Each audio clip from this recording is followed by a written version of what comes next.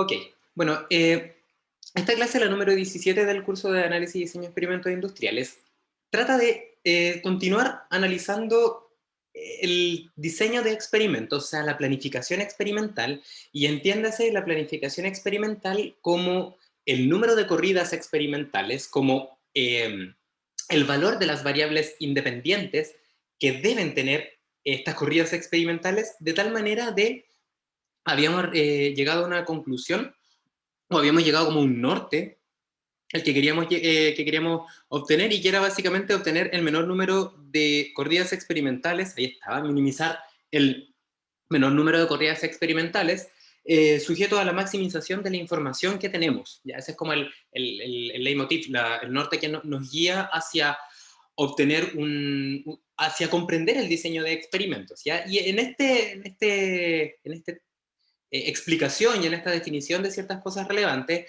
habíamos conversado, y que lo voy a recordar solo un momento, que básicamente la idea de obtener info, ya pensando que aquí lo que nosotros queremos es tomar información, la información se puede traducir, recuerden, en una herramienta que nos permita tomar decisiones, ¿ya? Y para tomar decisiones tenemos que tener, debemos tener, de hecho, una capacidad predictiva, ¿ya? Porque de lo contrario, las decisiones que tomamos ah, tendrían mucha incertidumbre. Por supuesto que siempre hay incertidumbre, pero tendría aún más incertidumbre porque no sabemos a ciencia cierta qué es lo que va a pasar cuando nosotras apliquemos unas definiciones determinadas. Entonces, la información está directamente relacionada con la capacidad de predicción. ¿Ya? Y la capacidad de predicción se entiende, quizás a diferencia como lo de la cultura popular, que podríamos pensar en como una bola de cristal, no. La capacidad de predicción, perdón, se entiende como a adelantarse quizás a las situaciones que nos entregaría un proceso, ¿ya? Y desde el punto de vista como más minimalista, eso es equivalente a que seamos capaces de eh, obtener tener una idea de cómo va a responder nuestro proceso cuando nosotras decidimos fijar unas variables de decisión. ¿Ya? Y las variables de decisión, yo les comentaba, son aquellas que en los procesos tenemos la libertad de manipular. Y la idea de manipularla con un objetivo determinado y utilizando esta información es básicamente optimizar el proceso desde distintos puntos de vista. O sea, eso es equivalente a encontrar los valores de estas variables independientes, ¿ya? Tales que cuando nosotras las aplicáramos en nuestro proceso, entonces encontráramos una variable o un conjunto de variables que generen una condición que queremos mejorar. Por ejemplo, una variable, yo les decía, relacionada con la sostenibilidad, una variable relacionada con, por ejemplo, el abatimiento de contaminantes, etcétera. ¿Ya? Y ese P que se llama, que está acá, que es el proceso, realmente a nosotras nos gustaría tener una representación exacta del proceso para entonces que nuestras decisiones que tomemos, o sea, nuestra como análisis de escenarios que pudiésemos implementar para obtener la mejor condición óptima, fuese perfecto el modelo. Pero la verdad es que no tenemos un modelo perfecto, y lo que podemos tener es un modelo que está basado en experimentos, vamos a poner acá una M de modelo, lo que nos va a permitir tomar decisiones que son aproximadas a las del proceso.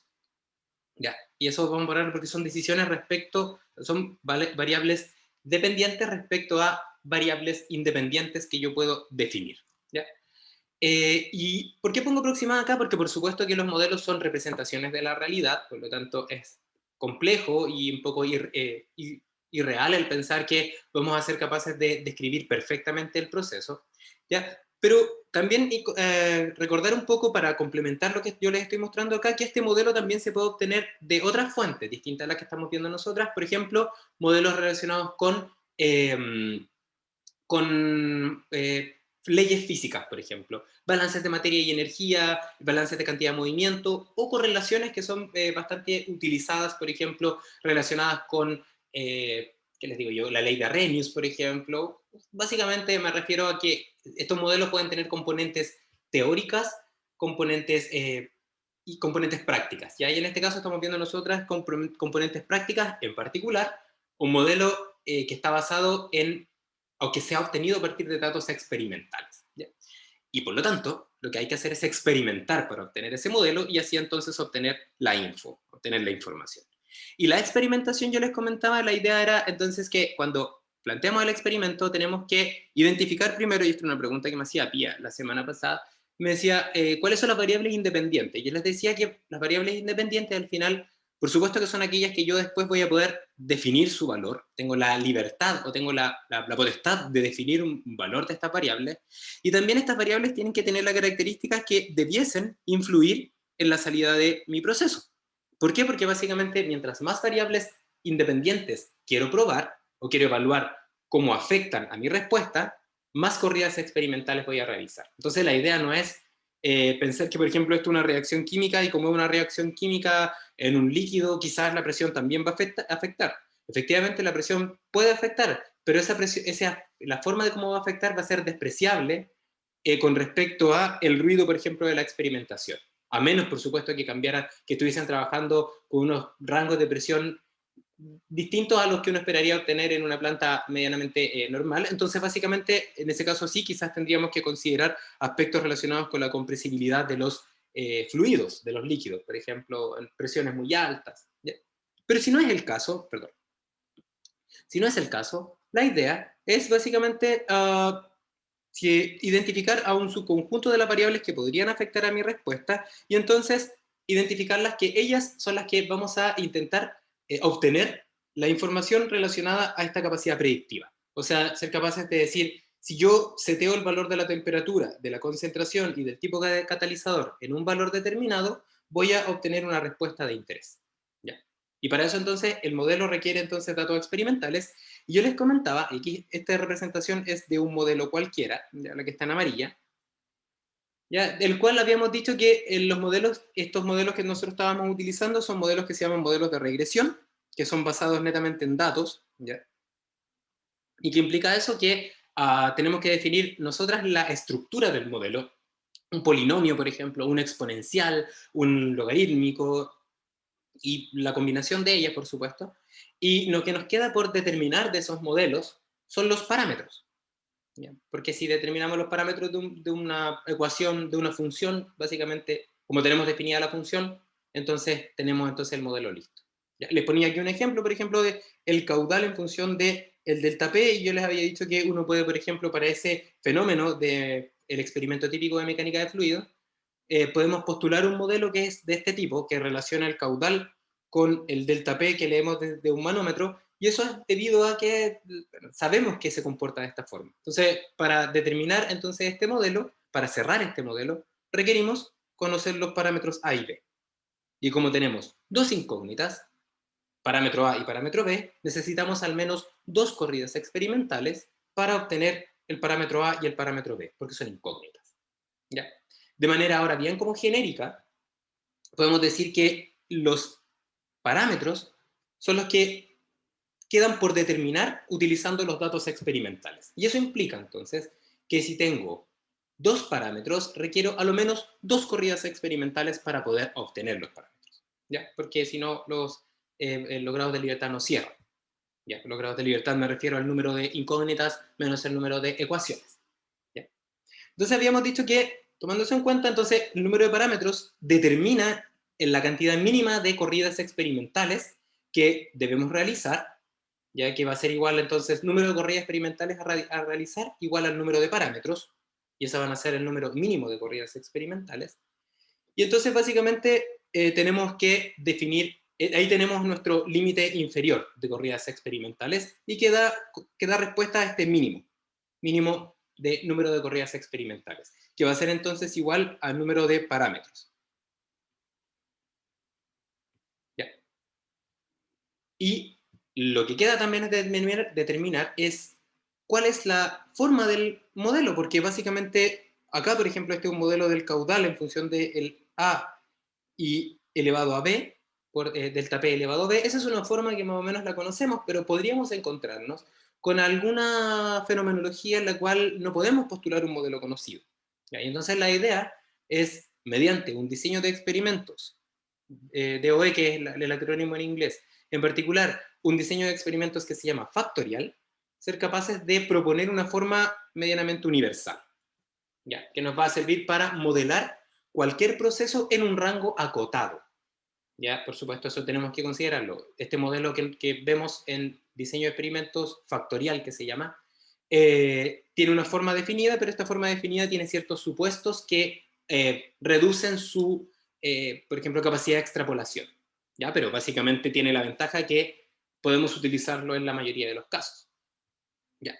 Y básicamente habíamos conversado que este modelo como genérico que podemos definir, ya que tenemos que vamos a utilizar para relacionarlo con los parámetros y a su vez con el número de corridas experimentales, necesitaba ser como bien genérico y al mismo tiempo preservar esta idea de minimizar el número de corridas experimentales, o sea, llevar al límite inferior el número de parámetros, ¿ok? Y eso, todo esto es equivalente, y yo les comentaba, a utilizar esta idea de Taylor, ¿no es cierto? Que yo les comentaba que los modelos que nosotras podemos identificar pueden tener distintas formas, por ejemplo, exponencial, logarítmica, polinomial, pero Taylor nos dice que siempre cualquiera de estas funciones la podemos transformar o la podemos expresar como una sumatoria de términos hasta el infinito, donde básicamente lo que vamos haciendo es evaluar e ir sumando la influencia de las variables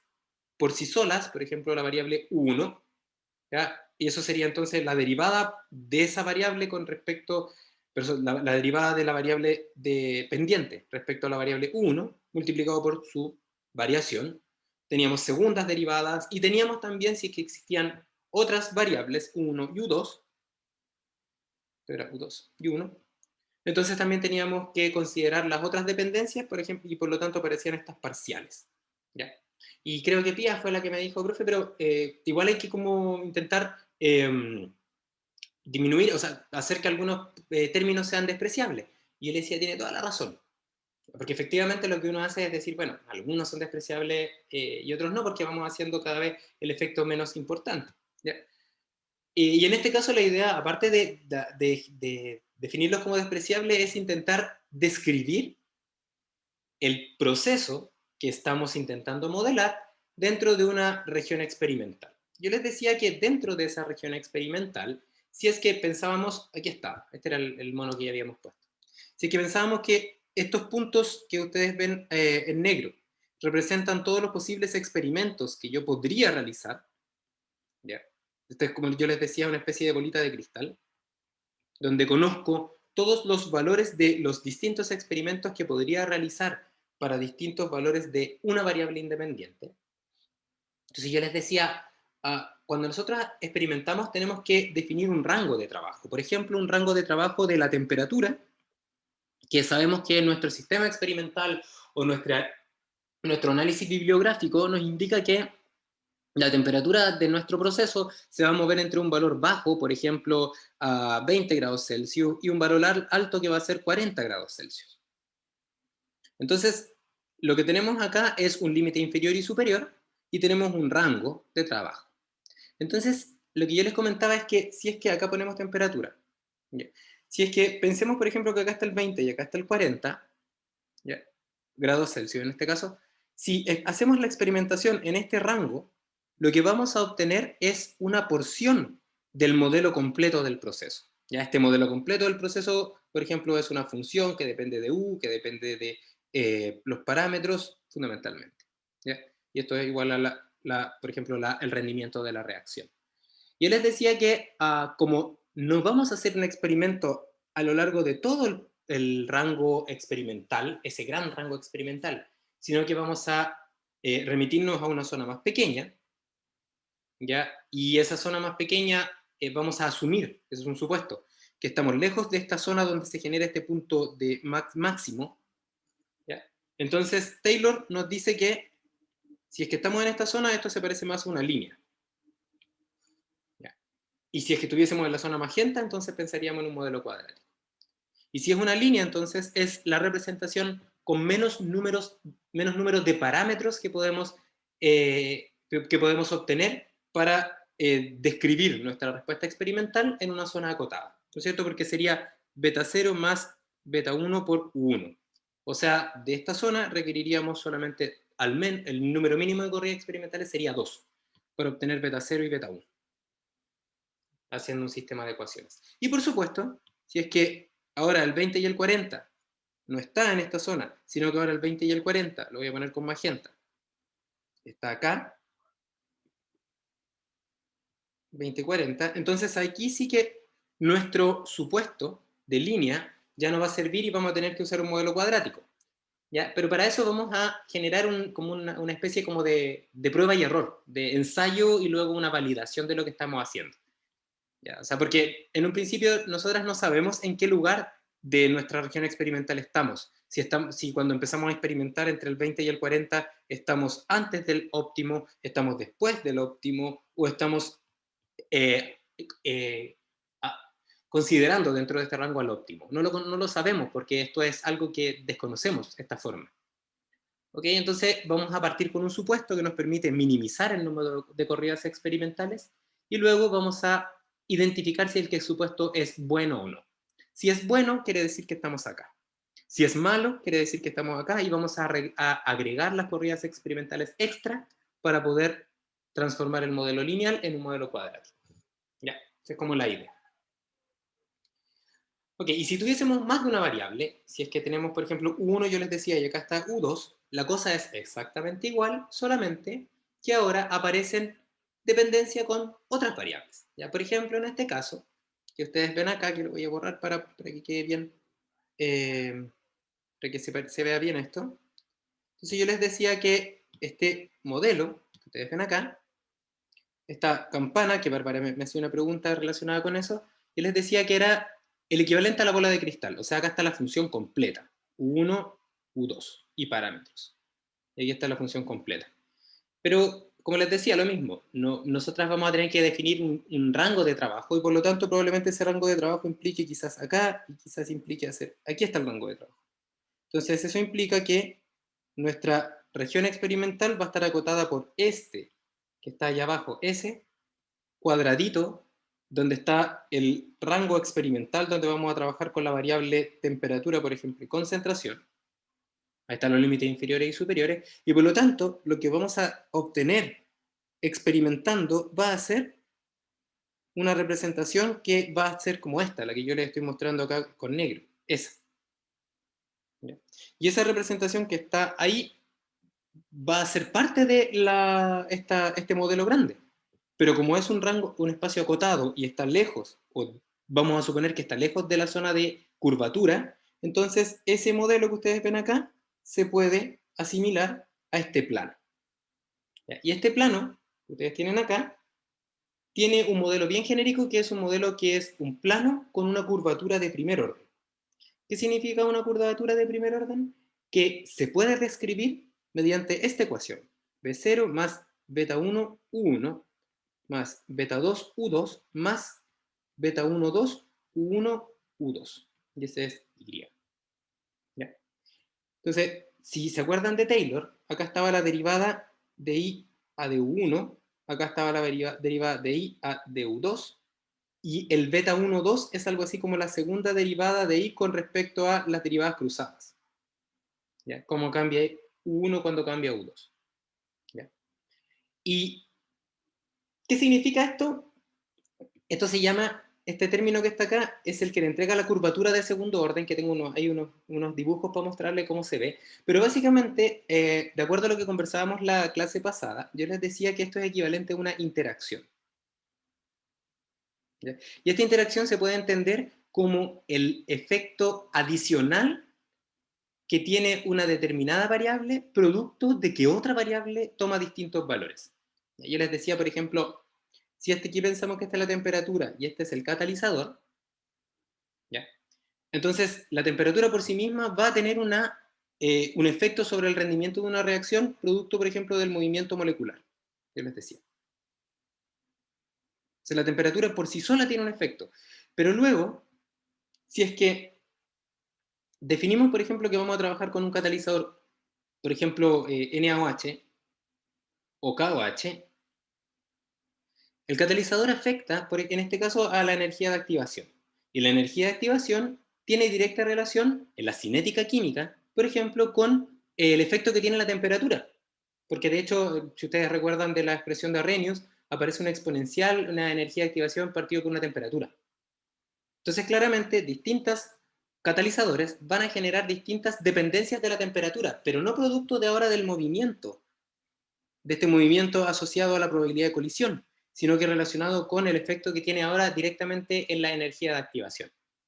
Y esa interacción entonces va a implicar que la temperatura va a tener un efecto el cual se va a sumar o que va a generar una sinergia cuando yo escoja distintos de estos catalizadores. Entonces, básicamente, esta derivada de parcial se puede entender, la derivada parcial cruzada se puede entender como una interacción.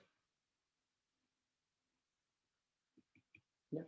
Y es básicamente aquel término que va corrigiendo el efecto que tiene la variable sola por sí misma. En este caso, podríamos entenderlo como cómo podemos corregir el efecto que tiene la temperatura cuando escogemos un catalizador distinto. Y eso teóricamente sería equivalente a identificar también el efecto que tiene la energía de activación.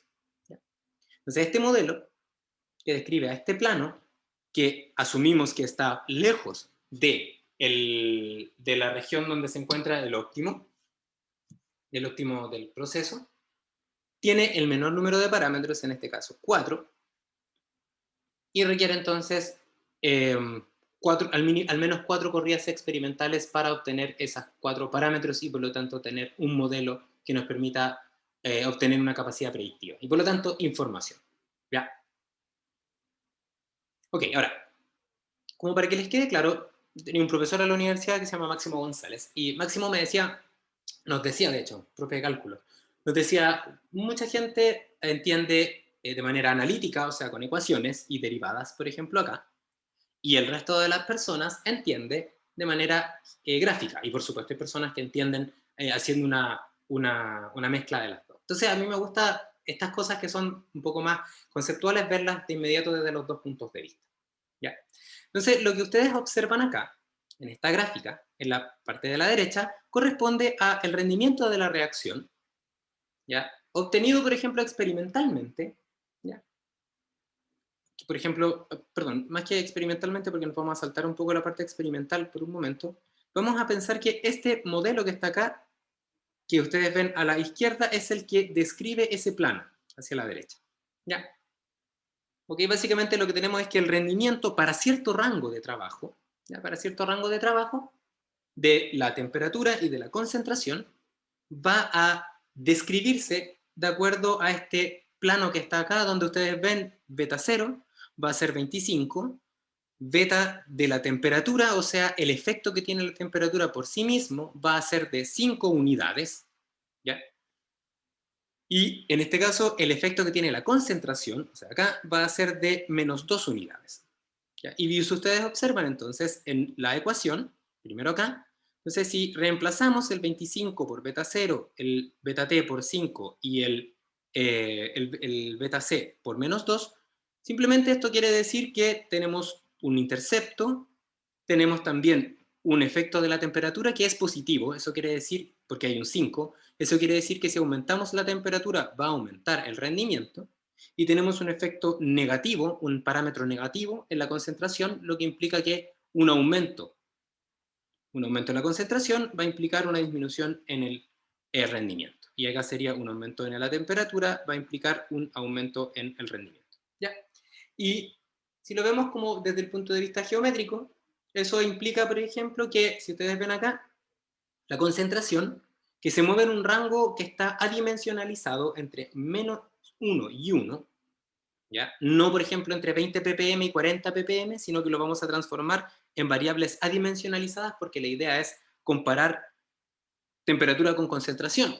Entonces, la idea es que no podemos estar comparando Kelvin con ppm. Entonces, la idea para eso es normalizar o adimensionalizar.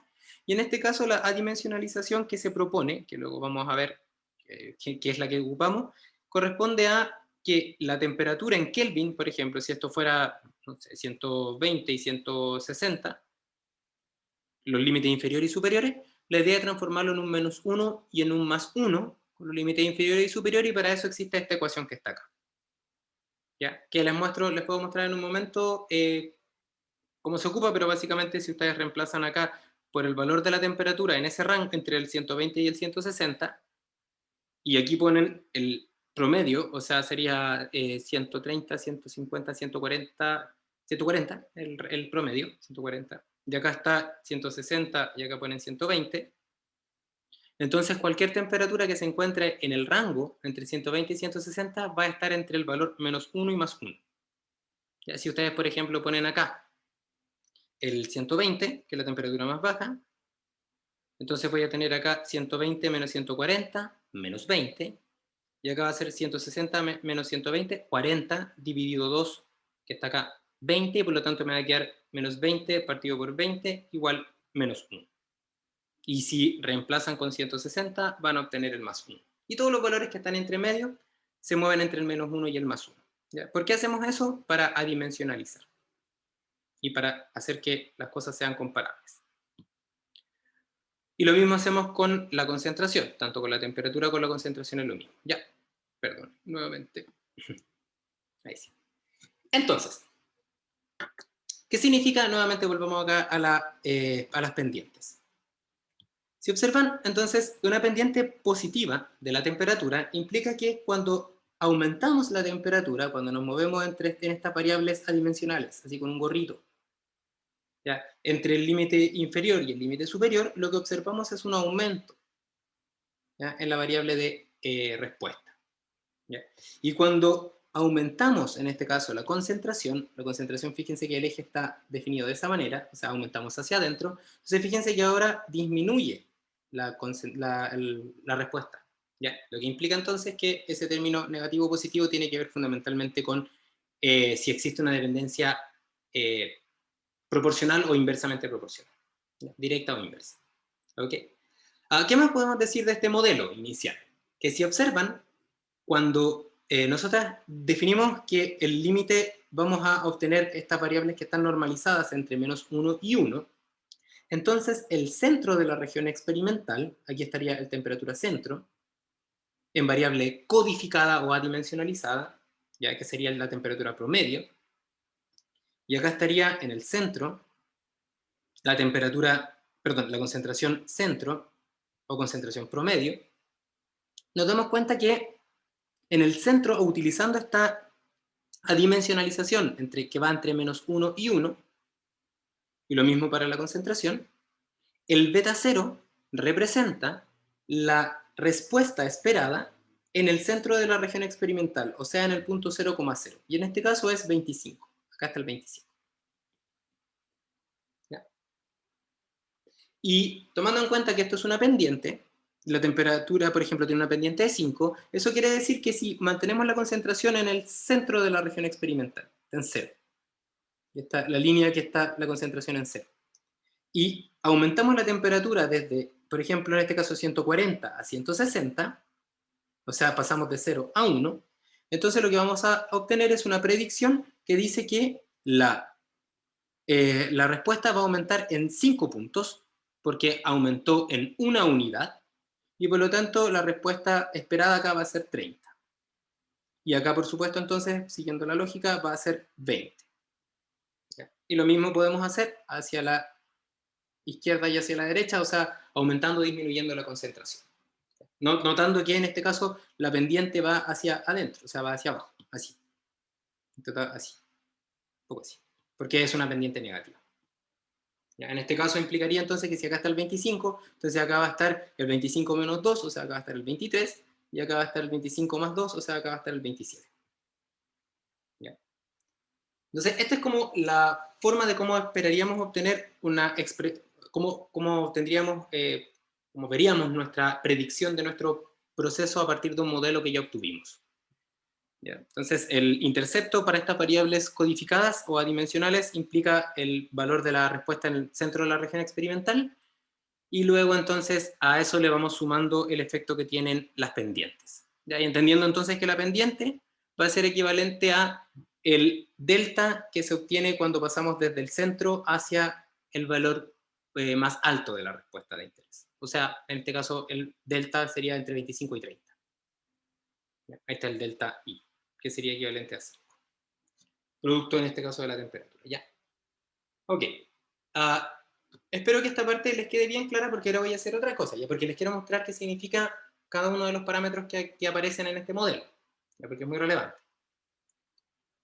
Entonces, si observamos ahora, como resumiendo, ¿qué es el intercepto? El intercepto que está en 25, de que está acá, ustedes pueden observar que 25 va a ser el valor de la respuesta experimental esperada en el centro de la región experimental, cuando esto está en 0,0, o sea, cuando la concentración está en 0 y cuando la temperatura está en 0. Solamente para que no se pierdan, lo que yo hice, a diferencia de este gráfico que está como en una visión que se ven los tres ejes, acá lo que hice fue solamente ver la temperatura y el rendimiento, y lo que hice entonces fue que el eje de la concentración lo puse que no se viera, o sea, lo estoy mirando manteniendo desde el eje de la concentración. ¿Ya? Eso implica entonces que cada una de estas líneas que está acá representa una concentración fija. ¿Ya? La concentración desde la concentración 1 hasta la concentración menos 1. ¿Ya? Entonces, si ustedes ven, el 0,0 da el valor de 25, que está ahí, 25, que es el intercepto, que era lo que les había mostrado, 25. ¿Ya?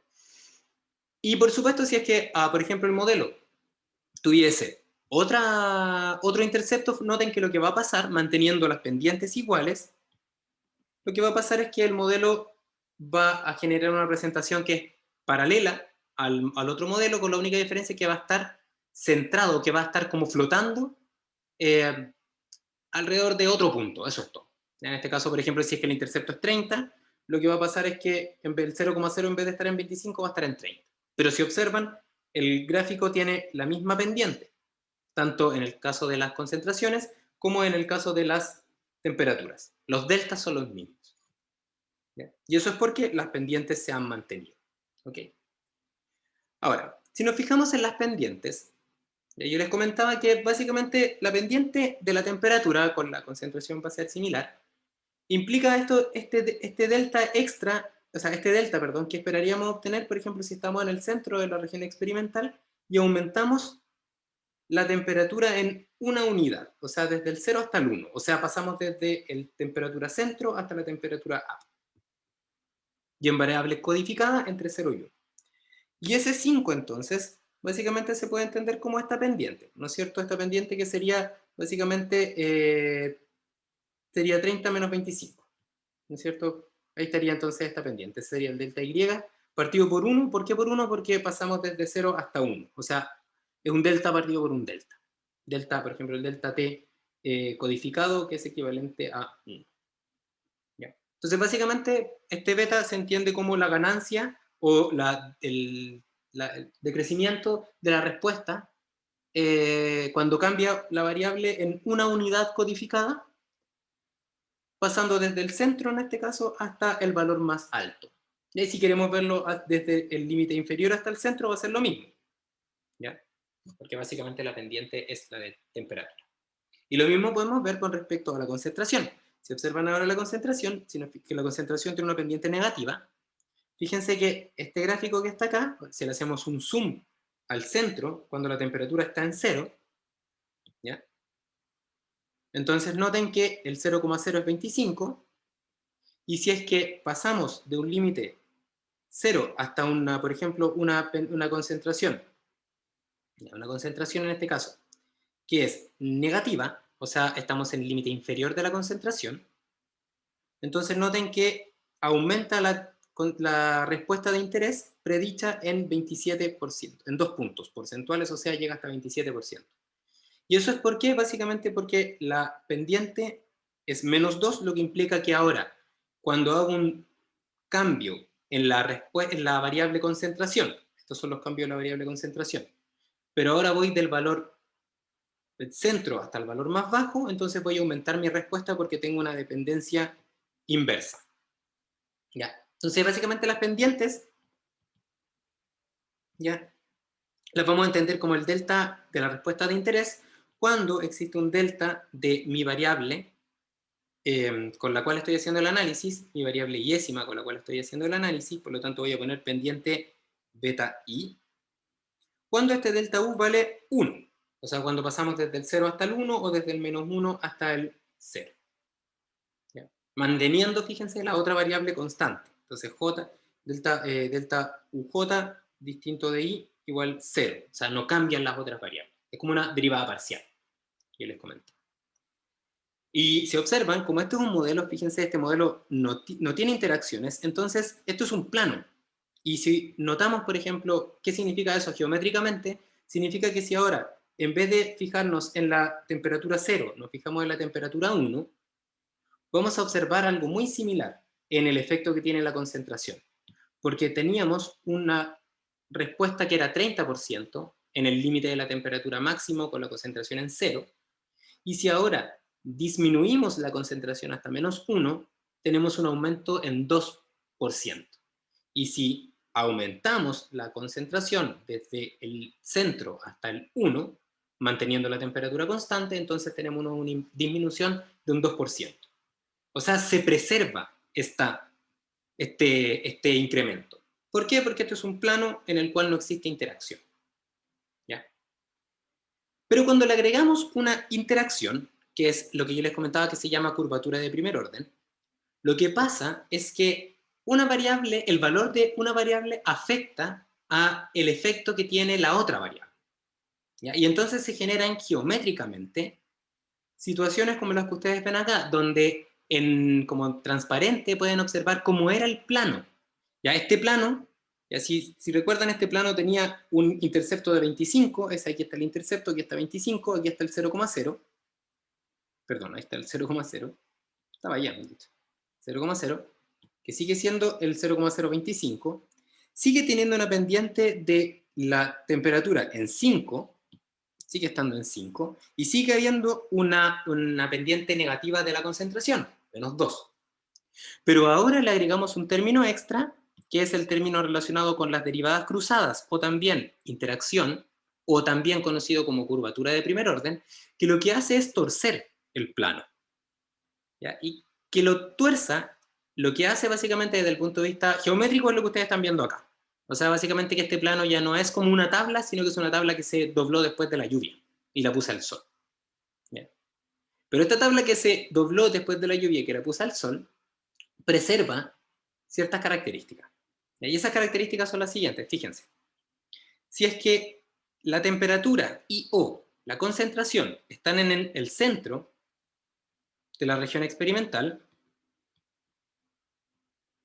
eso quiere decir 0,0, temperatura 0, concentración 0, cualquiera de las dos, que entonces ese término de interacción no aparece. ¿Y qué significa que no aparezca ese término? Que mantenemos entonces una relación que no tiene curvatura. Y eso se da me voy a ir para el lado, eso se da cuando o la concentración es 0 o cuando la temperatura es 0. ¿Ya? Y entonces, si lo vemos, por ejemplo, en el lado de la temperatura, entonces definimos, por ejemplo, que el 0,0 está, acá estaba de hecho, y entonces toda esta línea que ustedes ven acá, que lo voy a marcar con un color más llamativo, por ejemplo toda esta línea que está acá es para un t igual 0, o sea, está en el centro de la región experimental.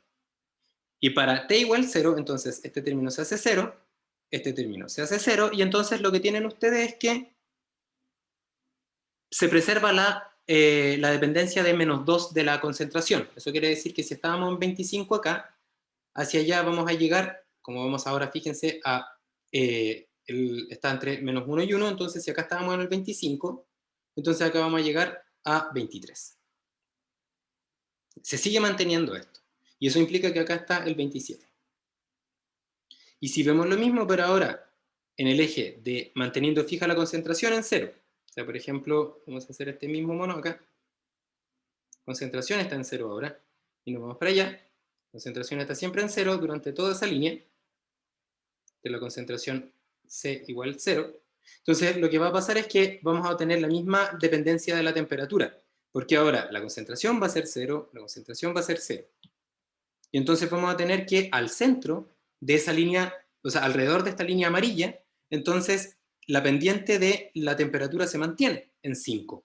Eso quiere decir que si acá estaba el 25, entonces acá va a estar el 20 y acá va a estar el 30. ¿Ya? El asunto es que entonces podemos entender que estas pendientes, estos parámetros, son aquellos que nos dan la el efecto que tienen individualmente las variables por sí solas, siempre y cuando la otra variable esté en su valor central. O sea, es una especie de como de promedio esperado. Pero si ahora, por ejemplo, la concentración toma un límite inferior, por ejemplo, nos vamos al -1, lo dejamos en el -1, eso quiere decir entonces que la concentración -1 va a ser esta que la voy a marcar ahora, con, por ejemplo, el color amarillo, verde claro. Acá está la concentración de -1. ¿Ya? Fíjense que ahora, al fijar la concentración C igual -1, entonces la expresión que ustedes tienen como ecuación, ahora sería como y es igual al beta 0 más beta t, que sería, por ejemplo, el beta t que es 5 por la temperatura. Acá aparecería este término, bc, que sería, con un signo negativo, sería menos 2 por -1, porque estoy reemplazándolo ahora con un -1, y entonces acá sería también con un -1, entonces me quedaría un término menos 3, que sería el término de interacción, menos 3 multiplicado por la temperatura multiplicado por -1. Entonces ustedes pueden ver que este era 25, de hecho el beta 0, 25. Entonces yo reemplazo, y fíjense que ahora, para ese lugar, o sea, la ecuación que representa la recta verde, que es la que estoy obteniendo para C igual -1, es una ecuación que ahora tiene una expresión donde tiene aquí aparece el 25 con el menos que da más, que entonces Y 27, y ahora aparece un más, porque hay un signo negativo, más 8 por la temperatura. ¿Qué significa ese 8? Significa que, claro, el efecto de la temperatura es más alto ahora, la pendiente de la temperatura es más alta respecto a el centro, que era 5. ¿Por qué? Porque existe una sinergia positiva cuando la concentración es negativa. ¿Eso qué quiere decir entonces? Que si yo elijo una concentración baja, voy a tener un efecto, en este caso, más pronunciado de la temperatura. O sea, la temperatura va a ser más sensible a la variable de respuesta. O la variable de respuesta va a ser más sensible a la temperatura. ¿Ya? Y pueden observar que ahora este 27 que ustedes ven acá, está acá este 27, es este valor que está acá, ese 27, ¿ya? Porque ahora es el intercepto de la temperatura igual 0 para un C igual -1. ¿Ya? Y ese 8 que implica que este valor que ustedes ven acá va a ser en este caso 27 más 8, esto sería 35. ¿Ya? Y si es que ahora se van para abajo, entonces esto sería 19. ¿Ya? Que son el incremento ahora, que ahora es más grande, más pronunciada la pendiente. Entonces, básicamente, la interacción, o sea, estos términos de derivadas cruzadas, lo que hacen es ir, si es que queremos ver como fijando una variable y analizando la pendiente de la otra, lo que va a hacer esa interacción cruzada es que va a ir cambiando las pendientes a medida que voy avanzando en estas líneas. Solo para efectos de como completar la idea, si es que ahora nos fijamos en esta línea que está al fondo, ahora esa pendiente, ese delta, esa pendiente magenta, ahora va a ser el 5, pero ahora va a ser quitándole 3, o sea, va a ser la pendiente de 2. Y eso va a implicar entonces que el 23 que estaba acá, ahora va a subir, solamente por efecto de la temperatura, hasta 25, y va a bajar hasta 21. Ya.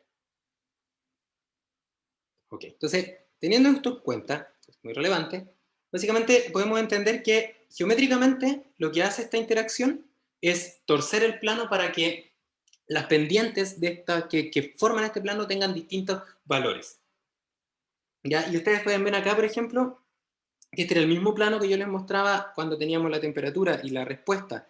Y lo que teníamos acá, por ejemplo, era cómo cambiaba la concentración, esta estaba así, cómo cambiaba la temperatura, perdón, para distintas concentraciones, concentración -1, y acá concentración igual a 1, que era el plano que ustedes estaban viendo ahí. Y ahora resulta que con concentración -1 lo que tengo es esto que ustedes ven acá, con magenta nuevamente, ahora así. Acá estaría. Porque la pendiente ahora es concentración -1, eso es con la interacción, y ahora tendríamos una concentración que tiene una pendiente, hace que la pendiente de la temperatura sea más chata, y eso sería para concentración 1. Y eso es producto de esta corrección que hace la interacción.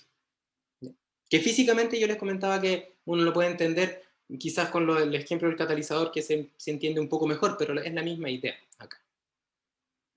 ¿Ya? Entonces, la curvatura de primer orden, como les comentaba, lo que hace es eso. Si ustedes tienen una dependencia de la temperatura, en este caso que dice que es 5, esa dependencia de la temperatura de 5 va a ser solamente válida cuando la concentración sea 0. Pero si es que la concentración cambia y se va a su valor más bajo, a su valor más alto, esa dependencia va a ser corregida mediante el término de interacción y entonces generando una pendiente más alta o más baja, como lo que ustedes pueden ver acá. Que es el caso del -1, donde ahora la pendiente es 8 y básicamente implica que pasaríamos desde el 27 hasta el 35 o del 19 al 27, que era lo que yo les comentaba en el dibujo anterior. ¿Ok? Y lo mismo podemos ver con la concentración que está ahí. Entonces, entendemos que esta interacción, que recuerdan viene del de I, de 2I a de T, de C, o sea, la derivada cruzada, lo que hace es modificar el efecto de la variable temperatura, por ejemplo, como consecuencia del valor de la concentración. O también se puede entender al revés, modificar el efecto de la concentración como consecuencia de elegir una temperatura, porque básicamente las derivadas cruzadas son iguales, pues si el de T a de C o el de C a de T son iguales. ¿Ya? Y esto es lo que se conoce como interacción o sinergia y que les voy a poner acá nada más que un recordatorio, se puede recordar al efecto que tiene el catalizador con la temperatura relacionado, por ejemplo, con la energía de activación. ¿Ya? Y el efecto extra que genera, en cambio, la energía de activación como consecuencia de cambiar la temperatura. ¿Ya? Ok, entonces, la interacción, como resumiendo en palabras ahora, dice, ¿ya? Por ejemplo, imagínense que ahora analizamos el efecto de la temperatura, ¿ya? Cómo cambia la respuesta cuando cambia la temperatura, notarán que en promedio, o sea, cuando pasamos por el centro, que está ahí, la temperatura aumenta la respuesta Y, o sea, el rendimiento, en 10% cuando pasa de nivel más bajo a nivel más alto. ¿No es cierto? Habíamos dicho si es que hacíamos cuando la temperatura, cuando nos fijábamos en la temperatura manteniendo la concentración en cero, aquí está, concentración en cero, y entonces cuando aumentábamos la temperatura desde 0 hasta 1, había un delta Y que era de 5%, y eso si es que ahora lo llevamos en un cambio desde el límite inferior al límite superior, entonces o sea, el delta Y es un 10%, que es lo que aparece acá. Que es cuando pasa entonces la temperatura de su nivel bajo a su nivel alto, o lo que es lo mismo desde -1 hasta 1, en variable codificada. Y este efecto se va a modificar según el valor de la concentración, y que dice básicamente que cuando tengamos, por ejemplo, una concentración -1, ¿ya? Entonces básicamente vamos a sumar, porque tenemos un signo negativo acá, lo que implica que ahora en vez de tener un 5% iba a ser un 8%, y si es que lo vemos ahora desde el límite inferior al límite superior, va a ser un 16%, porque en este caso vamos a avanzar dos pasos, desde el -1 hasta el 0 y desde el 0 hasta el 1. Y cuando la concentración está en su nivel alto, o sea, cuando está en CA, entonces este cambio, en vez de ser de un 2%, cuando lo vemos, en este caso para esta concentración CA, que sería de 2%, si lo vemos ahora entre el límite inferior y el superior, va a ser de un 4%, porque básicamente vamos a avanzar dos pasitos. ¿Ya? Y con respecto al centro, yo les decía, bueno, básicamente es lo que les comentaba recién. O sea, si es que lo vemos así, entonces va a ser un delta que va a ser un 5%. Si lo vemos ahora con la interacción, va a ser ahora un 8%. Y si es que lo vemos ahora con respecto al centro, va a ser un 8%, y este sería entonces un 3%, un 2%. Por 3, claro. Profe, 2%. Dígame, cuénteme. no, no veo el 8 y el 2, ¿No ve el no 8? lo, no, No hay no ningún veo. problema. No hay ningún problema. No, como lo más grande. Lo que yo les decía es que el efecto de la temperatura, que era 5, ¿no es cierto? En este caso, si lo vemos ahora desde el centro de la región experimental hasta el tope de la región experimental, ese 5 que tú ves acá, el efecto solo de la temperatura va a ser equivalente a observar la pendiente en esta raya, cuando el C sea igual a 0. ¿Ya? Porque tú puedes ver que este delta I es igual a 5. ¿Ya? Y acá llega hasta el 30. Ya, porque esa es la pendiente, recuerda, esa es la pendiente de la temperatura cuando yo reemplazo el C por el cero, porque al reemplazar el C por el cero, me quedaría entonces que aquí esta dependencia de la temperatura no la puedo obtener porque me queda multiplicada por cero, y entonces la respuesta cambia con la temperatura en 5 puntos por cada pasito que doy, entre el 0 y 1. ¿Ya? Ese es el delta, que sería equivalente al beta T. Ya, y lo que yo te decía era que si vemos el 8 ahora, vemos el 8 básicamente sería equivalente a, fijémonos ahora en la concentración, yo te decía concentración en menos 1. Entonces si nos fijamos en la concentración en menos 1, ya, entonces ahora en vez de fijarnos en esta línea, C igual 0, nos vamos a fijar en la línea magenta que está dibujándote, te lo estoy dibujando ahora sobre la línea roja que estaba ahí, porque esa línea es para los valores de la concentración igual a menos 1. ¿Ya? Entonces, para esta concentración menos 1, si yo reemplazo el menos 1, ya que yo lo hice en la PPT pasada, pero lo hago de nuevo, no hay problema. Entonces, si yo reemplazo el menos 1 por el valor de las distintas concentraciones, me va a quedar un 25, me va a quedar acá un menos 1, por el menos 2 me va a quedar un 2, o sea, me va a quedar básicamente un 27, más, acá aparecería un 3 por T, 3 por T, perdón, 5 por T, perdón, 5 por T, que sería este 5 reemplazado acá, 5 por T. Este término, que ya lo reemplacé y está por el 27 ahí, y aquí me quedaría entonces, la interacción TC tiene un valor de menos 3, al multiplicarlo por el menos 1, me queda 3, y me queda multiplicando por la temperatura, por lo tanto aquí me quedaría un 8, 8 por T. ¿Qué significa este 8? ¿Ya? Que como es una pendiente de la temperatura, entonces eso quiere decir que si ahora, pero esa pendiente es para un C igual a menos 1, entonces quiere decir que respecto al intercepto que ahora es 27, o sea, la temperatura está en 0 y aquí entonces está el valor 27, entonces que tengamos una pendiente de 8, quiere decir entonces que cuando avanzamos hasta la temperatura más alta, tenemos un delta I igual a 8. O sea, pasamos de 27 a 35. ¿Ya? Y por supuesto lo mismo va a aplicar si lo vemos para esta misma línea magenta, pero ahora desde el menos 1 hasta el 0 para la temperatura, desde el menos 1 hasta el 0. Ese cambio que yo espero obtener acá, ese cambio que estás viendo acá, ese delta I también va a ser 8. ¿Ya? Y si ahora, en vez de fijarme en aquella condición en la cual la concentración está en su nivel bajo, ¿ya? Me fijo en la condición en la cual la concentración está en el nivel alto, o sea, para efectos de la variable codificada está en su valor 1, ¿ya? Entonces voy a borrar para que no se nos vaya entre tanta raya. Entonces, si ahora definimos que queremos evaluar cómo es la respuesta con respecto a la temperatura cuando estamos en la concentración alta, o sea 1, entonces acá reemplazamos por 1, acá reemplazamos por 1, ¿ya? Y entonces al reemplazar por 1 me va a quedar este menos 2, se va a pasar para allá, entonces me va a quedar y es igual a 25 menos 2, 23, ¿ya? Va a aparecer el término de la temperatura, que sería más 5 por T, y aquí entonces reemplazar por 1, con el menos 3 me quedaría menos 3 por la temperatura. Entonces básicamente este término entonces sería 23 más 2 por T. ¿Qué significa este 2?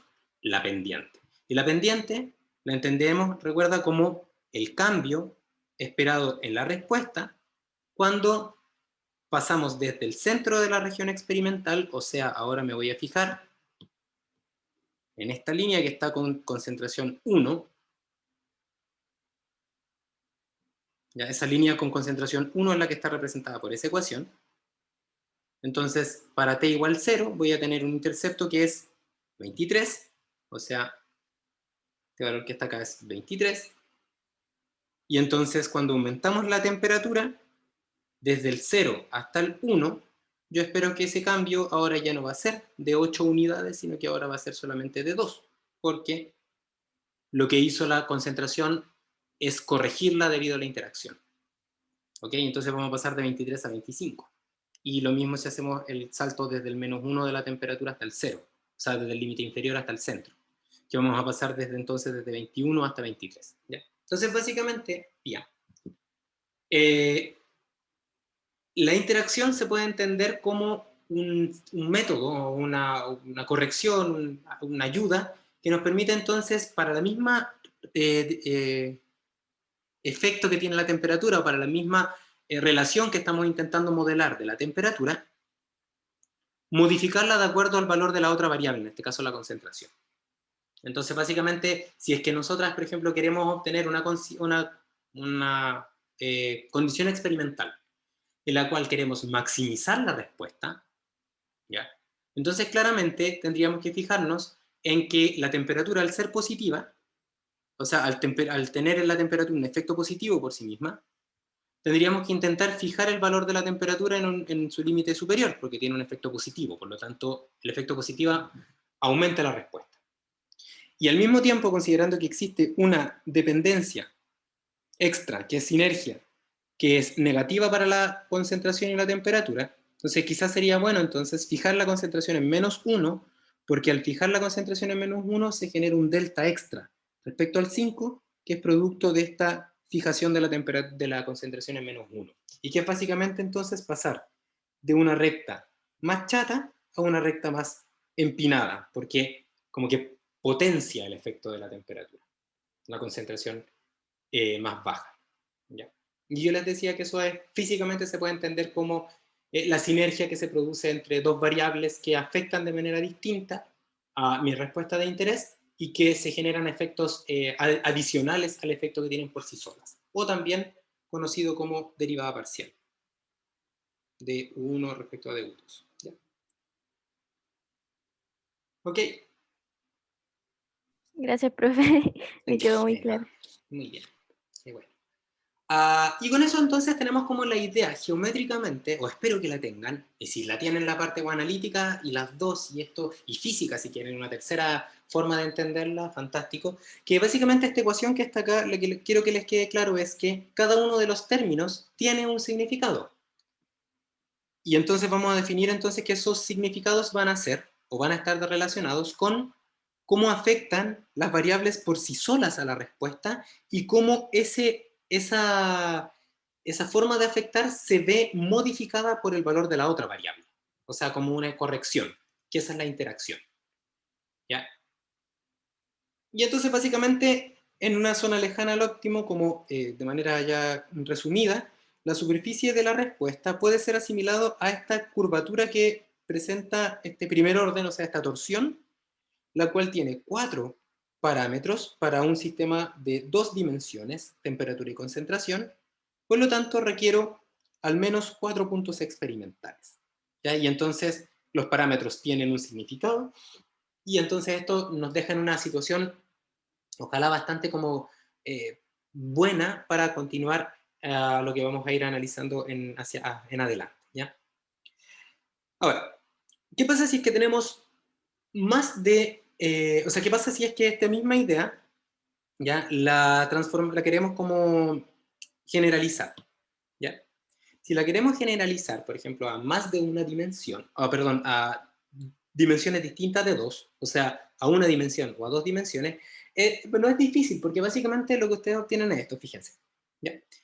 Cuando estamos en una dimensión, ¿ya? Y estamos lejos del óptimo, ya sabíamos que el valor que, o sea, la variable que representa, perdón, el modelo que representa los datos experimentales lejos de la curvatura es una línea, eso lo habíamos conversado.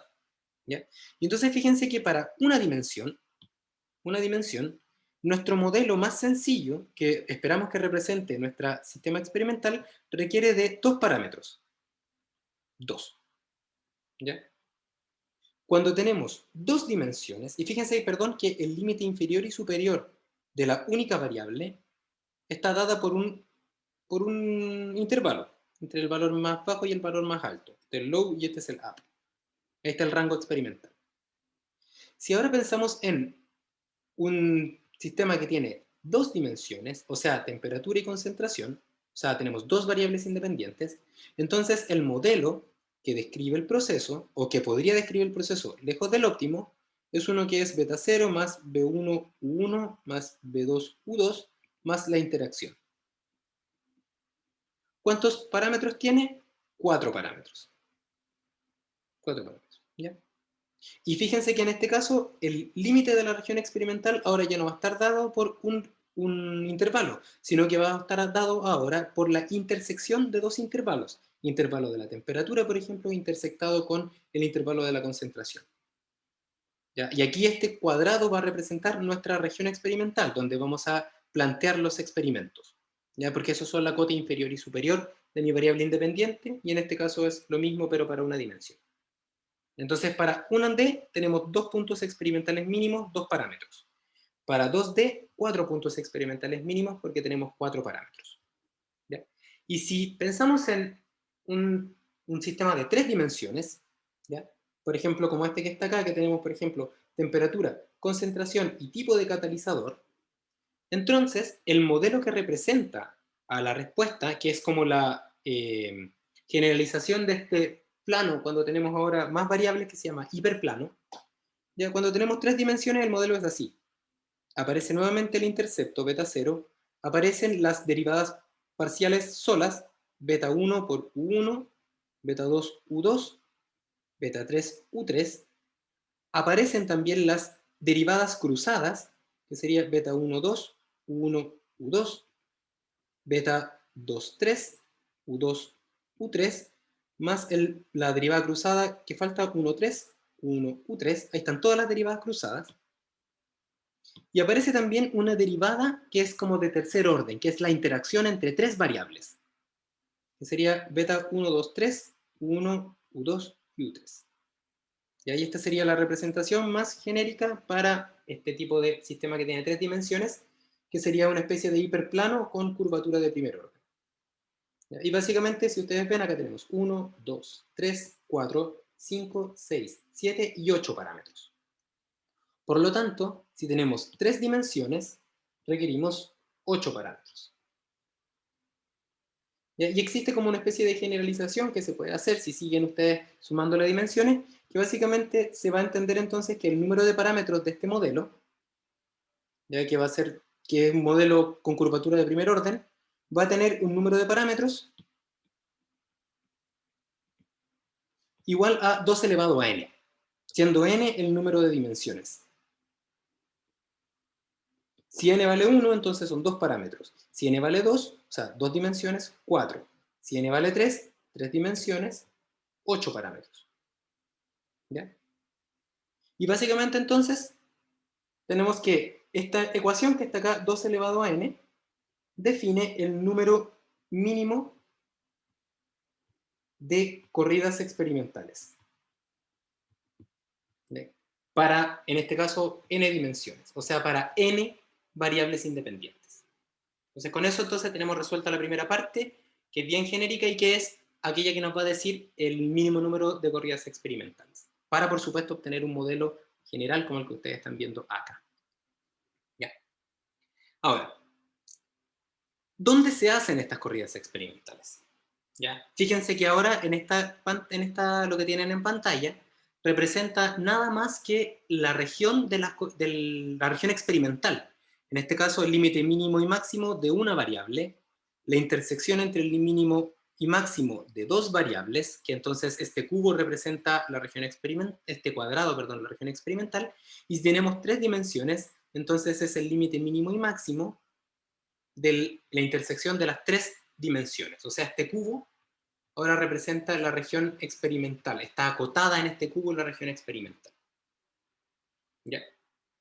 Entonces sabemos que acá tenemos que hacer 2 corridas experimentales, mínimo, acá 4 y acá 8. Entonces, ¿dónde hacemos las corridas experimentales?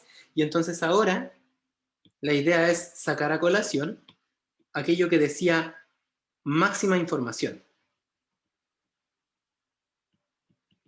Porque ya llegamos al mínimo número de corridas experimentales. Y habíamos dicho que era el mínimo número de corridas experimentales sujeto a obtener la máxima información. ¿Ya? Entonces, si es que queremos obtener la máxima información, la idea es que mi modelo sea válido dentro de la región de trabajo. ¿Ya? Y como esto es un modelo que se llama modelo de regresión, las capacidades de extrapolación son desconocidas. Entonces, si vamos a hacer corridas experimentales y queremos que el modelo sea válido dentro de la región de trabajo, la idea entonces es elegir los límites de la región experimental para realizar las corridas experimentales, porque de esa forma entonces el modelo va a ser válido en la región experimental, dentro de la región experimental. Entonces, ¿dónde se hacen las corridas experimentales? En los límites. Y los límites están directamente relacionados con las intersecciones de los límites de cada uno de los intervalos que describen las distintas rangos experimentales. O sea, corrida experimental, dos mínimos serían en el -1 y en el +1.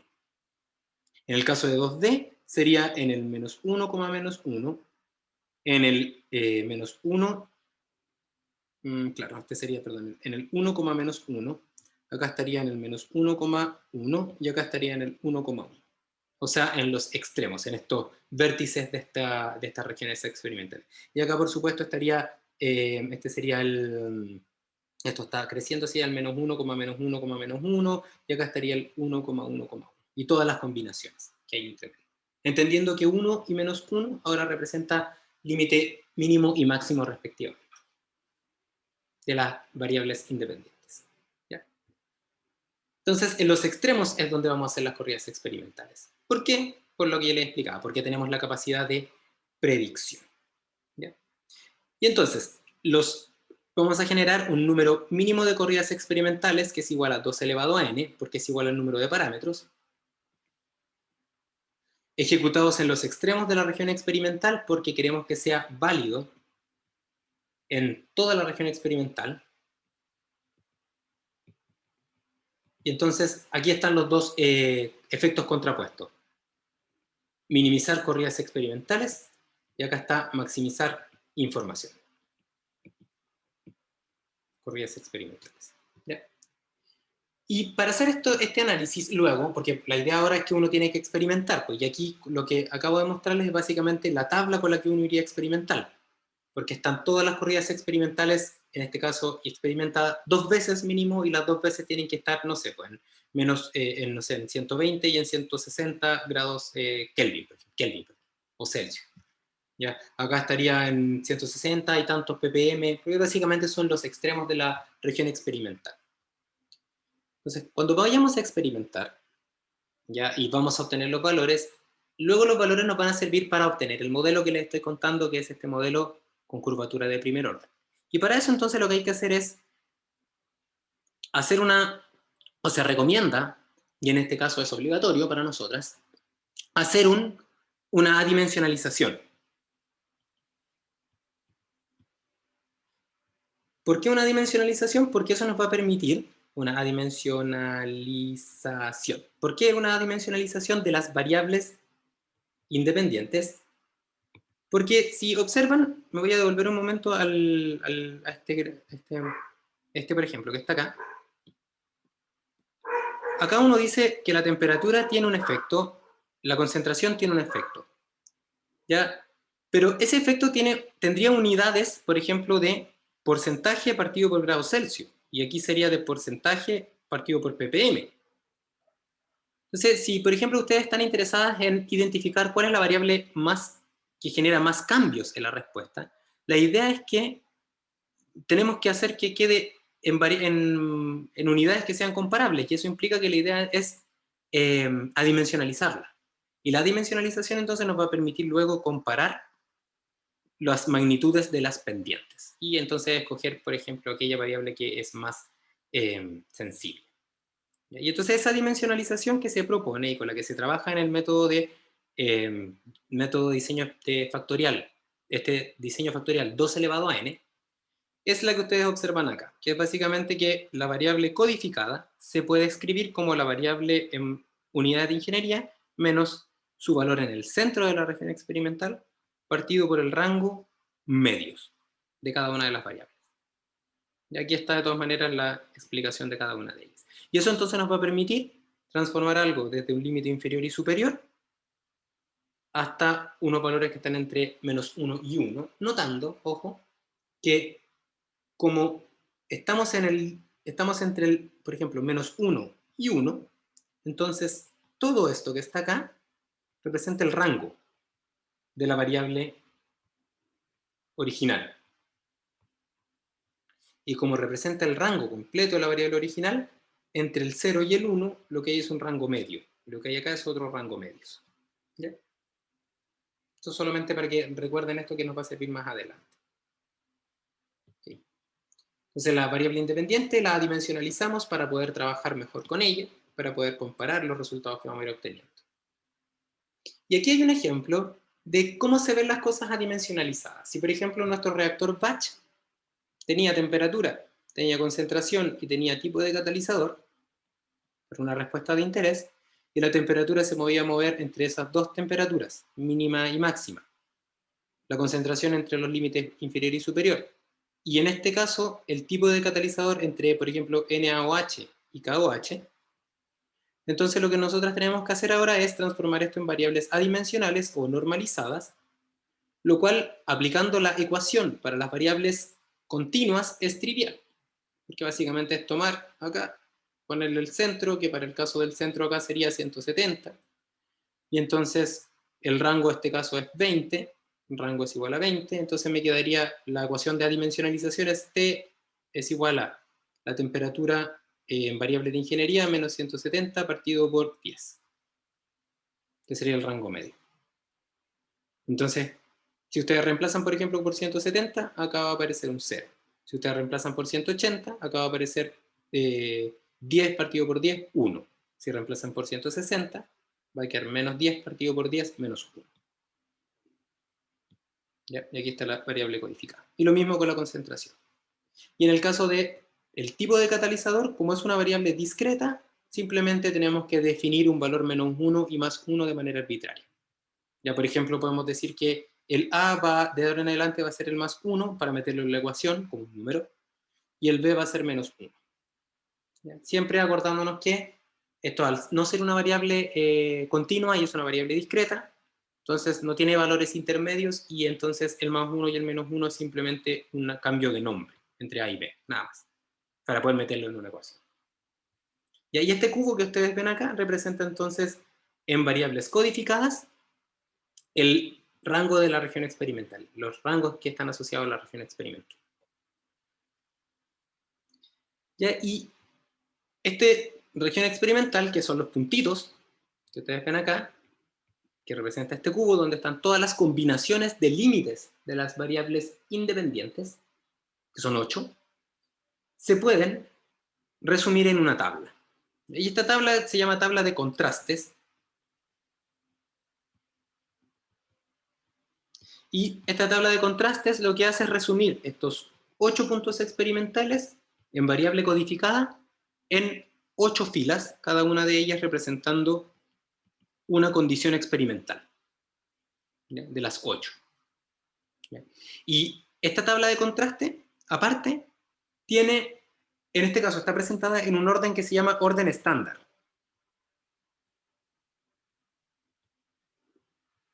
Estándar. ¿Y qué significa un orden estándar? Simplemente que la forma de cómo se construye tiene una lógica que es bastante sencilla de memorizar, ¿ya? Donde tienen, por ejemplo, la variable U1, por ejemplo, temperatura, en variable codificada, tiene una frecuencia de cambio de una fila. O sea, básicamente, menos 1 a 1, menos 1 a 1, menos 1 a 1, menos 1. La segunda tiene una frecuencia de cambio que es del doble. 2 filas con menos 1 y 2 filas con más 1. ¿Ya? Y finalmente, la tercera va a ser una frecuencia de cambio del doble de la anterior. O sea, cada 4 corridas experimentales va a cambiar. ¿Ya? Y este orden estándar, si ustedes lo aplican y después lo intentan relacionar con los elementos, con los vértices de este cubo, fíjense que, por ejemplo, la corrida experimental 1 es la que está acá.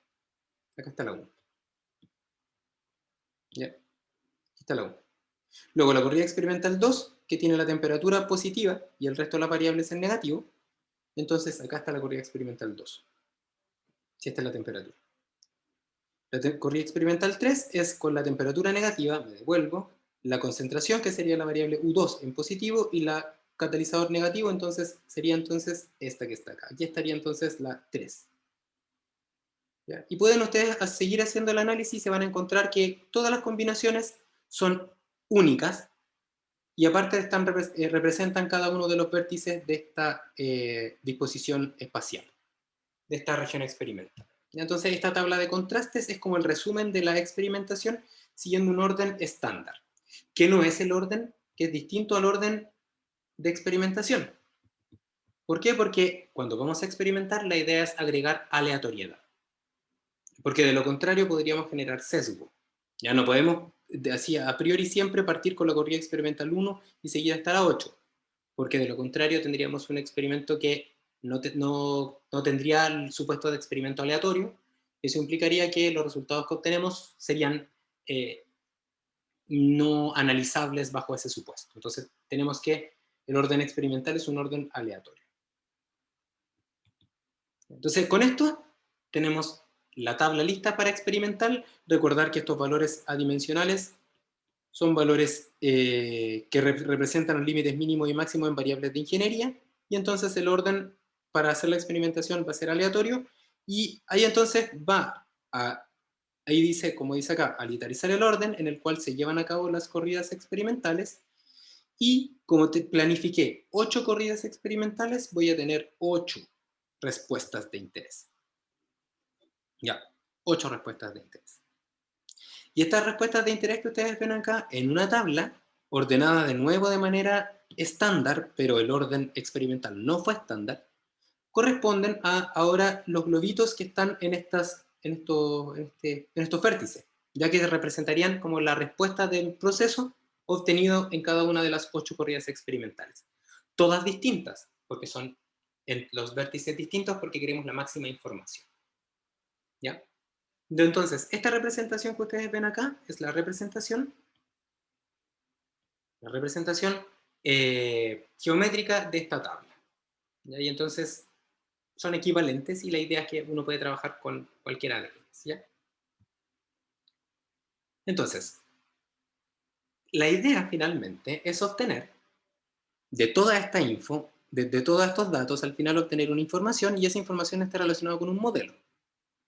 Y este modelo sería el beta 0 más el beta t o beta 1 por el efecto que tiene la temperatura, más de la concentración, más el catalizador, más las interacciones, etc. ¿Ya? Entonces, claro, si es que esto hubiese sido como cambiando una variable y manteniendo las otras fijas, la pendiente no sería muy difícil de obtener. Pero acá fíjense que todas las corridas experimentales son distintas entre ellas. Entonces, como que el bloqueo, la idea de bloqueo como que se pierde, entendiendo que esto representa un DI a de U1. Entonces, si queremos calcular un estimador de una derivada parcial, es de esperar que tuviésemos cambios manteniendo las otras variables constantes. ¿Ya? Lo cual, al parecer, no pasó porque cambiaron todas las cosas al mismo tiempo, porque todos los vértices están en condiciones distintas. ¿Ya? Pero si observan, ¿ya? Y analizan solamente la columna 1, primero, la de la temperatura, perdón, observarán que, vamos a ponerlo así un momento, observarán que cuando pasamos desde la corrida experimental en orden estándar 1 a la 2, ¿ya? Se generó un cambio en la temperatura desde su nivel más bajo a su nivel más alto. O sea, cambió en 2 unidades, desde el menos 1 hasta el 1. Y cuando pasó eso, la respuesta aumentó en 12 puntos, desde 60 hasta 72. 12 puntos. Eso es un delta Y. Y fíjense que cuando pasó eso, o sea, cuando pasamos del 60 al 72, ya que estamos fijándonos entonces de ahí hasta allá, la concentración se mantuvo constante y el catalizador se mantuvo constante. O sea, este delta I es un delta I para una temperatura fija. Y ahí estos 12 puntos se obtuvieron cuando el delta temperatura pasó en 2 unidades. ¿Por qué pasó del menos 1 hasta el 1? En variable codificada. Y si observan, si volvemos a hacer lo mismo, pero nos fijamos en la corriente 3 y 4, en la corrida experimental 3 y 4, perdón, notarán que nuevamente el cambio que se produce en la temperatura, hay un delta T, que generó un cambio en la respuesta de, en este caso, 14 puntos, es un delta I también. Ese delta I se produjo porque cambió la temperatura, pero la concentración se mantuvo constante y el catalizador se mantuvo constante. O sea, ese cambio de 54 a 68, que son 14 puntos, noten que es solamente moviéndonos en el eje de la temperatura, manteniendo fijo los otros ejes. Por lo tanto, este también es un delta IT para un delta T que cambió en 2 unidades. ¿Ya? Y pueden hacer lo mismo para el 5,6, que van a obtener entonces un delta I de 52,83, que ese es delta I que está acá, ¿ya? Que sería, sería 20, ¿cuánto? 21, 31. ¿Sí? Y tendríamos el siguiente que estaría desde el 52 al 83 y el otro que estaría acá, del 45 al 80. Ya que estaría este que está acá, que serían 35. Y noten que en cada uno de ellos solamente la temperatura cambió. Entonces tenemos 4 cambios en los cuales solamente cambió la temperatura, manteniendo el resto de las cosas constantes. Y eso implica entonces que tengo 4 valores que representan o representarían una pendiente. La pendiente en este caso de la temperatura, con respecto a la temperatura. ¿Ya? Si yo me fijo, por ejemplo, solamente en el primer cambio, yo podría decir que la pendiente de t va a ser igual a 12 partido por 2. ¿Por qué 12 partido por 2? Porque sería delta I partido por delta t. Pero resulta que aparte tengo otro cambio que también puedo usar. Eso también sería 14 partido por 2, y eso sería 31 partido por 2, y sería 35 partido por 2. ¿Por qué partido por 2 cada uno de ellos? Porque en cada salto pasamos desde un límite menos 1 hasta un más 1. Por lo tanto, hay 2 delta U es igual a 2 para estos cambios que les estoy mostrando. Eso implica entonces que cualquiera de esas es la pendiente. ¿Cuál es la pendiente más representativa? El promedio. Entonces lo que haría seríamos sumar todas ellas, ya dividirlas por 2, o sea, promediar todas ellas y después dividirlas por 2. Entonces, a este cambio, a este delta I, se le llama efecto. Así su nombre genérico es efecto. Por ejemplo, este sería el 60 al 72, que implica un cambio en 12 unidades, sería el efecto estimado de la temperatura. De cuando cambiamos de 54 a 68, o sea, 14, también es un efecto estimado de la temperatura. Cuando pasamos de 52 a 83, o sea, hay 31, este también sería el efecto de la temperatura. Y en este caso de 45-80, 35 también sería el efecto de la temperatura. ¿Ya? O sea, simplemente los deltas. Entonces podemos decir que el efecto de la temperatura va a ser igual a el efecto promedio de ellos. O sea, la sumatoria de los efectos de la temperatura partido por, en este caso, el número de efectos, que sería 4, porque son 4 deltas. Y luego, si dividimos esto por 2, obtendríamos entonces el beta de la temperatura. Y entonces con eso, con esta tabla, haciendo este análisis así muy sencillo numéricamente, podemos obtener el valor de la pendiente, y es una pendiente que se obtuvo con 4 estimadores, o sea, mucho mejor que haber hecho solamente 2 experimentos. ¿Ya? Y eso es básicamente lo que ustedes pueden observar acá. Cada uno de estos cambios se puede entender como un delta. Entonces el delta promedio partido por 2 va a corresponder a este beta t. Aquí está entonces el promedio. Promedio cuando pasamos de un nivel mínimo a máximo de la temperatura. 12, 14, 31 y 35. Y finalmente cuando calculamos el promedio, entonces tenemos el valor esperado más representativo. ¿Ya? Y entonces la pendiente este efecto 23, sería entonces el cambio esperado en promedio entre el valor de la respuesta cuando pasamos de temperatura baja a alta. ¿Ya? El valor aquí estaría el centro de la región experimental, y acá en promedio entonces sería 23. Por lo tanto, la pendiente sería 23 medios, porque estamos dividiendo por 2 unidades. ¿Ya? Vamos a dejarlo hasta acá porque se nos acabó el tiempo. Espero que esta revisión de tanto geométrica como analítica, y ahora ya la parte más experimental, les ayude para comprender esto de manera bien adecuada. Les voy a enviar instrucciones respecto a la ayudantía de mañana porque no hemos alcanzado a terminar de ver en los cálculos, entonces lo más probable es que la ayudantía de mañana, si bien quede subida, sea más como más útil verla la clase siguiente, ¿ya? Les pregunto si tienen alguna duda que quieran hacerme así como de última hora, aparte de las que ya me han hecho. Profe, yo tenía una duda más random. Dígame. Ujú. Por ejemplo, si uno hiciera como más experimentos, Ujú. o como que al final uno igual solo se queda con 8, No, no no, sé. no, Pía. No, Pía. De hecho, Ah, mira, ahora mismo tenemos esta idea de que es el número mínimo de corridas experimentales, ¿no es cierto? Corridas experimentales. Ya. Y el número mínimo de corridas experimentales es igual al número de parámetros. Ya. Si nosotras nos quedamos acá, imagínate que hasta acá se acaba toda la materia, entonces habría una pregunta que aparecería, ¿ya? Y que tiene que ver con los grados de libertad. Y te explico por qué. Mira, si tú observas, por ejemplo, hagámoslo con una sola dimensión, con n igual 1. O sea, eso quiere decir que tenemos dos parámetros. Número de parámetros igual 2. ¿Por qué? Porque tenemos un beta 0 más beta 1 por 1. ¿Ya? Estamos haciéndolo de manera bien sencilla para una sola dimensión. ¿Ya? Entonces, eso implicaría que tengo que ir a la experimentación y en experimentación entonces voy a obtener dos datos. Entonces voy a poner acá mi tabla, acá está 1 en menos 1 y en más 1, porque está el límite inferior y superior, y acá estaría mi respuesta experimental, por lo tanto, por ejemplo, que me dio 28 y que me dio 35, por ejemplo. ¿Cachai? Entonces, estos datos me van a permitir obtener los parámetros. ¿Cómo obtenemos los parámetros? Con una ecuación de la recta.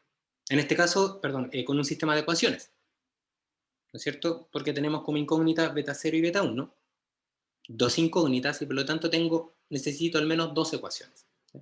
Esas dos ecuaciones serían, en este caso, 28, por ejemplo, reemplazo 28, es igual a beta 0 más beta 1 por, reemplazo el 1 por el menos 1, ¿no es cierto? Y me falta otra ecuación más, que sería la con el 35, que sería 35 es igual a beta 0 más beta 1 por, en este caso, más 1. Y tiene un sistema de 2 por 2. Es un sistema cerrado, tengo grados de libertad 0, y eso implica entonces que voy a obtener beta 0 y beta 1. ¿Ya? ¿Ok? Por eso entonces necesitamos al menos dos corridas experimentales, porque si no, no tendríamos suficiente información para obtener el mínimo número de parámetros. Y el asunto acá, la pregunta que tú haces es, ¿y qué pasa si es que yo hago más corridas experimentales? Por lo tanto, por ejemplo, imagínate que yo tuve la fortuna de hacer una tercera corrida experimental que la voy a repetir en el menos 1 y me va a dar ahora 29, porque no tiene por qué darme 28 de nuevo. ¿Ya? ¿Qué me entrega esta información? Esta información me da información relevante relacionada con la variabilidad de mi respuesta. ¿Cachai? Porque en ambos casos obtuve la respuesta de interés en el valor más bajo de mi variable independiente, en el menos 1. Pero ahora antes tuvimos un 28 y ahora tuvimos un 29. No me puedo quedar con una o el otro, porque si me quedo con el uno o el otro, estaría descartando data experimental, que la idea no es hacer eso, porque existe un ruido asociado a las mediciones y que generan estos cambios entre 28 y 29. Entonces, tener más corridas experimentales va a ser equivalente, y lo vamos a ver un poquitito más adelante, va a ser equivalente a tener más información para estimar la variabilidad de la respuesta y ser capaces no solamente de predecir, sino que predecir también el rango de variabilidad en la cual esperaría obtener mi respuesta. Y esa información es súper útil, porque el modelo predictor me va a entregar un número, pero ese número necesitamos agregarle un más menos asociado a el error de medición. Entonces, más corridas experimentales se usan todas al final, y el objetivo de usar todas las corridas experimentales es entonces agregar esta información que me va a permitir entonces, esta la información, por ejemplo, de que para el mismo valor de la variable independiente tengo dos valores de la variable dependiente. Y entonces esa información luego relacionarla con la variabilidad de mi respuesta y por lo tanto con el rango como de certeza asociada a mi predicción. ¿Sí? Porque si yo uso un modelo basado en datos, los datos tienen error y por lo tanto uno tendría que dar la predicción con un determinado error. Entonces, ¿para qué me sirven más corridas experimentales? Para estimar ese error de predicción, asociado al error de la experimentación. ¿Se entiende? Sí, bacán, Súper, profe, gracias. súper. Ya. ¿Más dudas que tengan? No. Ok. Bueno, si tienen más dudas, me las pueden hacer por correo o la próxima clase, ¿ya? Entonces, como les decía, esperen mi correo en relación a la ayudantía para ver cómo vamos a seguir esta semana. Y nada, espero que les vaya muy bien. ¿Ya? Que esté muy bien. Nos vemos. Profe, que esté bien. Chao, igual. Chao. Chao, profe. Adiós, adiós.